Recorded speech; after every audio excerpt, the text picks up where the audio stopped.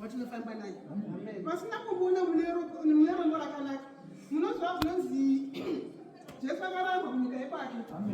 vakati upiko mwana wemuvezi upiko mwana wemuvezi angaitiitireiwo asi ndinonzwa zvishamiso ndinoona zvishamiso ndaiti ndichitaura nemuroora wangu nezuro nakuseni ndichiti mufunge zvinonzi jaji rakakotsera nzama makana watanga mapostori ake batanga ndikati saka ini ndiri kuenda ndakuda kuwa murume ndachembera handiti asi murungu ndiri kumuda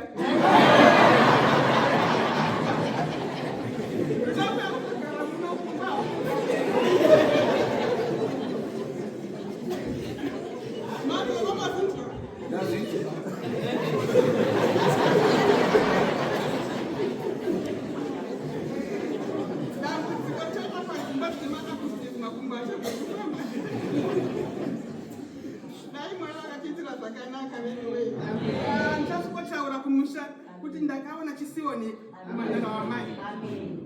ndamaitarisira pasi ndakundire urure ini vaitava nenzara tava nemasadza vanongodzira vakatsamwa vaingoona mangona vakangodaro vachingosekerera dzimwe vatisvikaingirakasava nevanhu vachindonora kumazuva apasoni vachingosekerera zvakadaro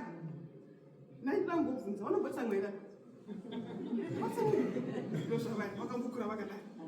havanongobvira vakatsamwa kana one day vaingoro vachingosekerera pane zvakanga zviri kwavari mutwende uya uya vatobuda iko zvinoi zvavo mauchitinoti zvishando zvange zviri munhu akakagarwa uyu naye isaisaona kugarwa kuya kuya taikuti tisingachimudi johani nhasi uno ndabvuma nhasi ndabvuma kuti hei ndamuona nsati ndafa taikuti ndingakutoti mutumwa ai mwari vakanditungamirira ndinzwa kufara ini ndaona mutumwa nsati ndafa akati Zakaria akati ndamubata nsati ndafa ndamuona nsati ndafa mutumwa ndinzwa kufara mufungi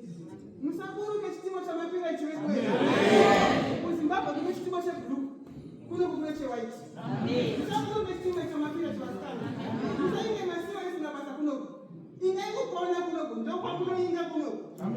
musateere mari kuti tateera kuti tindowana mabasa asi chiteera ikuponeswa titikozoita kumusha